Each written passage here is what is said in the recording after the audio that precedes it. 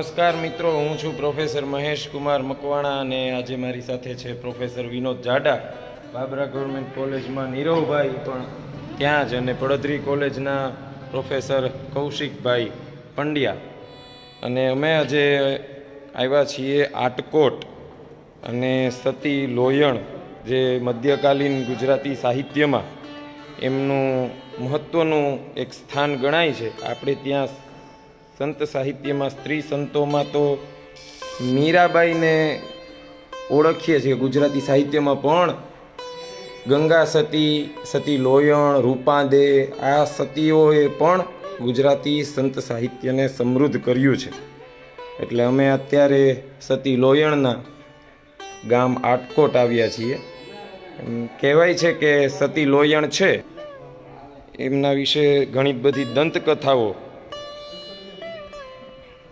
પ્રચલિત છે, પણ છતાંય રમેશ સાગઠિયા, ડૉક્ટર રમેશ સાગઠિયાએ એમના વિશે, સતી લોયણ વિશે સંશોધન કર્યું છે, પીએચડી પણ કર્યું છે. Doctor Nathalal Gohil, doctor Niranjanbhai Rajyaguru, doctor Balvantbhai Jani, આ બધા સંશોધકોએ પણ સતી લોયણ વિશે માતબર કામ કર્યું છે અને એને વાણીને નો સંગ્રહ કર્યો છે.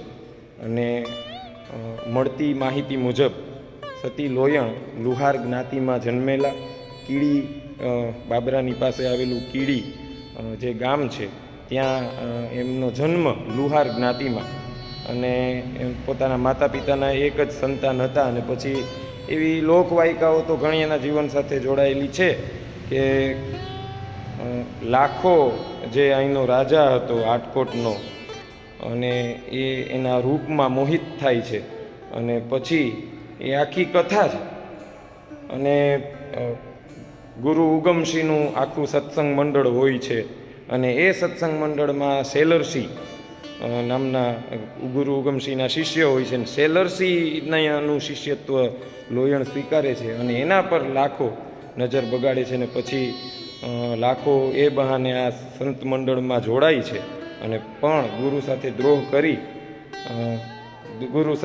કરે છે. અને પછી અંતે આ લાખાને કોઢ થાય છે. સરસ મજાનું જો નદી કાંઠે આ મંદિર છે, અને લાખાને કોઢ થાય છે. અને પછી તો લોયણને કહે છે કે આનો કોઈ ઉપાય ખરો, આ મને કોઢ થયો છે.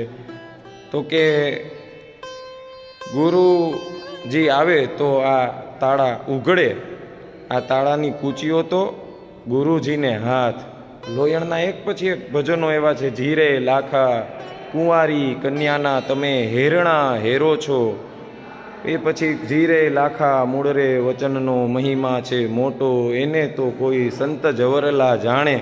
કેટલા બધા આવા લાખાને સંબોધીને લોયણે આવા ભજનો રચ્યા છે. લાખાની પત્ની સુરજા રાણી, એને સંબોધીને લોયણે ઘણા બધા ભજનો રચ્યા છે. અષ્ટાવક્ર અને જનકનો સંવાદ પણ લોયણે રચ્યો છે. એટલે લોયણના ઘણા બધા ભજનો છે. એટલે લોયણનું આ ગામ છે આટકોટ. અને આટકોટમાં આજે અમે આવ્યા છીએ. મૂળ તો આજે બાબરા ગવર્મેન્ટ કોલેજમાં સેમિનાર હતો, અને એ સેમિનાર પૂરો થયો એટલે બાબરાથી રાજકોટ જતા રસ્તામાં આટકોટ આવે છે. એટલે આટકોટમાં સતી લોયણનું આ મંદિર છે. જોકે આ એમનું સમાધિ સ્થાન નથી. રમેશભાઈ સાગઠિયાએ પીએચડીના શોધ નિબંધમાં ઘણો પ્રયત્ન કર્યો છે એનું સમાધિ સ્થાન શોધવાનો. કેટલાક લોકો એમ કહે છે કે ગિરનારની સિદ્ધ ભૂમિમાં એમની સમાધિ છે, પણ હાલ આટકોટમાં એક સ્મૃતિ રૂપે એમનું મંદિર અહીંયા છે.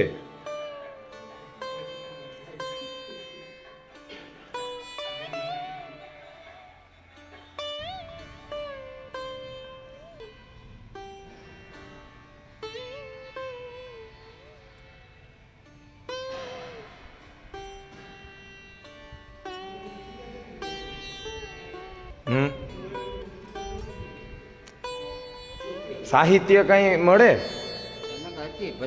હા, બરાબર.